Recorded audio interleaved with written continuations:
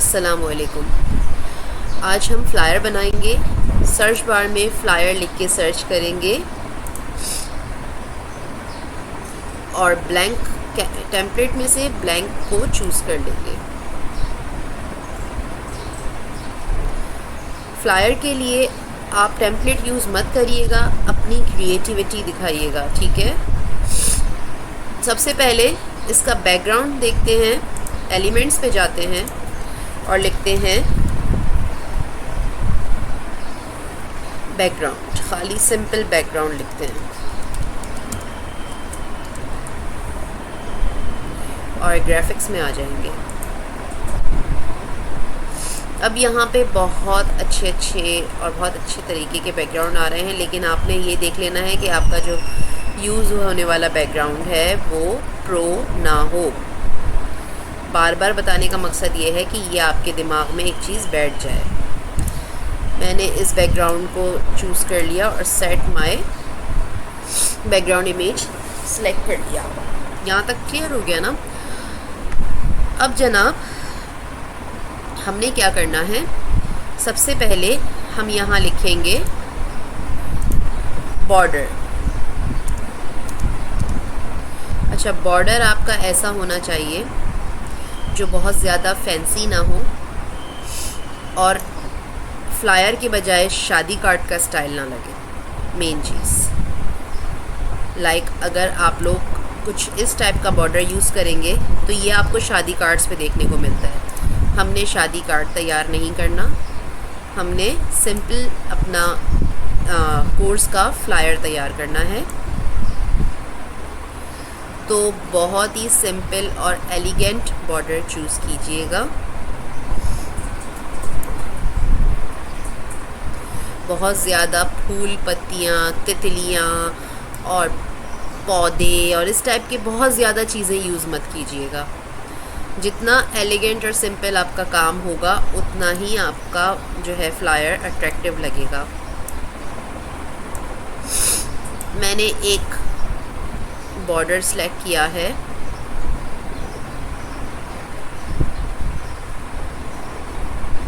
और मैं इसको पेज के मिड में लगा चुकी हूँ,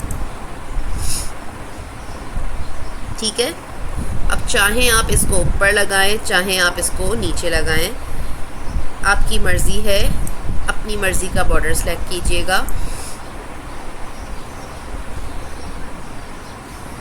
उसके बाद जनाब हमारा बॉर्डर सेलेक्ट हो गया। अब हमने क्या करना है, हमने अपना हेडिंग लिखनी है। सबसे पहले ये बात याद रखिए कि जब भी हम फ्लायर बना रहे होते हैं, किसी ने हमें बोला कि यार हमारा एक फ़्लायर बना दीजिए और मैं आपको इतने इतने पे करूँगा, तो आपने सबसे पहले उनसे उनका फ़्लायर का टेक्स्ट मांगना है कि आपके फ़्लायर बनाने के लिए हम क्या रखना है, क्या लिखना है। आप हमें वो टेक्स्ट सेंड कर दें। जब वो टेक्स्ट सेंड करेंगे उसको आप अपने पास सेफ रखें और फ्लायर बनाते वक्त उसको खोल के रखें, ताकि आपको बार बार कॉपी पेस्ट करना हो तो आप इजीली कर सकें। ऐसा नहीं कि आप जा रहे हैं, उसका मैसेज ढूंढ रहे हैं, फिर ये कर रहे हैं। इस चीज़ का बहुत ध्यान रखिएगा। अच्छा, ठीक है, हमारा ये हो गया। अब हमने ना अपने पास जो है इसका टेक्स्ट लिख के रखा हुआ है। हमने सबसे पहले इसकी हेडिंग लेनी है जो है इकरा तजवीद क्लब। कॉपी किया सिंपल और यहाँ पेस्ट कर दिया बिल्कुल पेज के मिड में। यहाँ से मैं अपना फ़ॉन्ट चेंज कर लूँगी। फ़ॉन्ट बहुत ज़्यादा ऐसा नहीं होना चाहिए कि आप उसको रीड ना कर सकें, बहुत फैंसी नहीं होना चाहिए और बिल्कुल आपका ऐसा भी नहीं कि फ़ॉन्ट आपका बिल्कुल लाइंस को छू रहा हो, बिल्कुल टेक्स्ट ना एजेस में बिल्कुल आ रहा हो। थोड़ा सा ऐसा होना चाहिए कि आपका बिल्कुल मिड में आए। इकरा तजवीद क्लब, उसके बाद है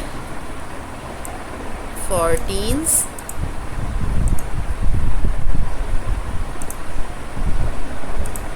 पेस्ट कर दिया।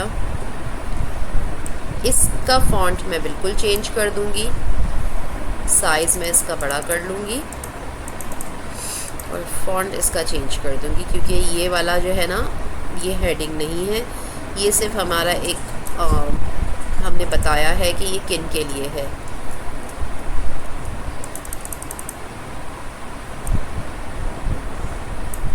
और इसको बोल्ड कर लेंगे और आइटैलिक कर लेंगे। यहाँ तक बात समझ में आ गई होगी। आगे हम बढ़ते हैं। हमारा पहला जो बता रहे हैं कि हम इसमें क्या कराएंगे, go through the qaida and learn to recite each letter of the Quran with tajweed। ठीक है, तो हम यहाँ पे एलिमेंट्स में अगर कायदा लिख के सर्च करते हैं तो देखते हैं क्या आ रहा है हमारे पास। कुछ भी नहीं आ रहा। हम लिखते हैं उर्दू तो शायद हमारे पास कुछ आ जाए।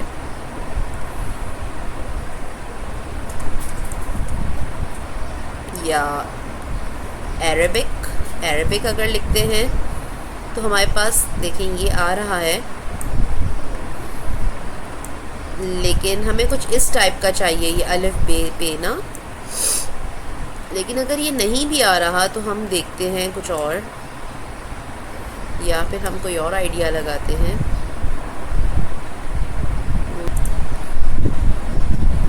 अच्छा ये देखें, ये हमने इस फॉन्ट को छोटा किया, इस पिक्चर को, और यहाँ ऐसे सेट किया। उसके बाद हमने बे ले लिया और इसके साथ लगा दिया। हमने ते को ले लिया और इसके साथ लगा दिया।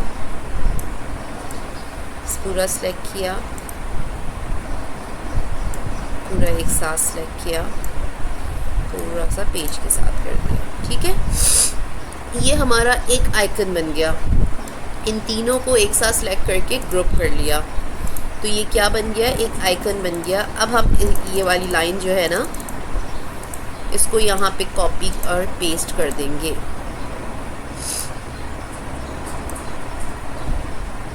अच्छा, अब हमने जब इसको कॉपी पेस्ट किया तो हमारे पास ये बोल्ड और आइटैलिक आ रहा है, तो इसको आइटैलिक ख़त्म कर देंगे बस। और साइज़ इसका बिल्कुल ऐसे सेट करेंगे कि ये आइकन से बिल्कुल टच ना हो, लेकिन आइकन के बिल्कुल साथ साथ रहे।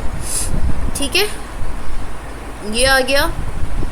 सेकंड बात हमने क्या करी है कि practice on their own time and their schedule.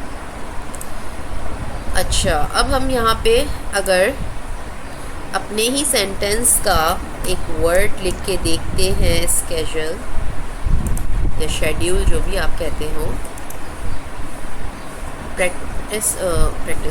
Graphics में देखेंगे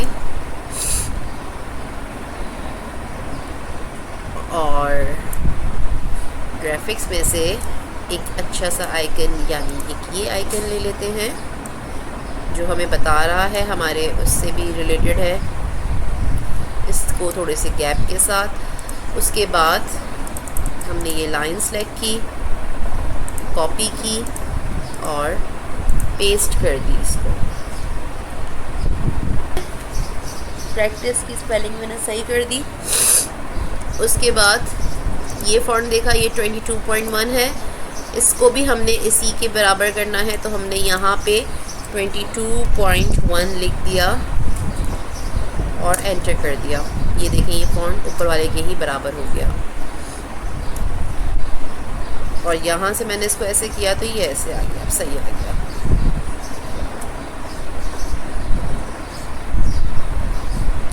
ठीक है, यहाँ तक क्लियर हो गया। आइकन थोड़ा सा बड़ा कर लेते हैं। हाँ, अब सही है। ओके, ये भी लग गया, आइकन भी लग गया आपका। ये 2 आइकन्स बन गए, 2 बातें हो गई। तीसरी बात क्या है, learning in a group setting from a qualified teachers.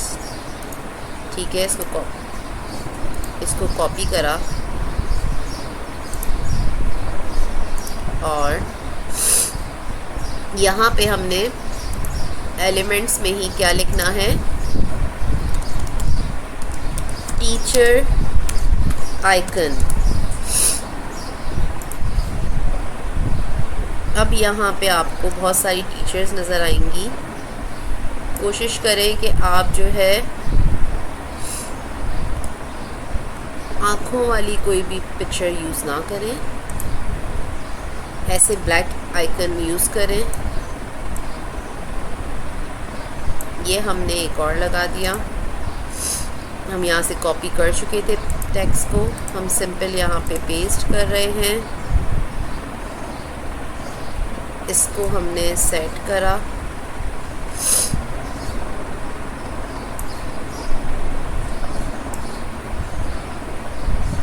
Okay, ये हमने बता दिया कि हम इस कोर्स में अपनी ये 3 चीज़ें करवा रहे हैं। ठीक है, इसके बाद हमने क्या करा, इसके बाद जो करना है वो इंशाल्लाह आपको कल की क्लास में बताऊंगी। आज की क्लास के लिए इतना ही, मिलते हैं कल। अल्लाह हाफ़िज़।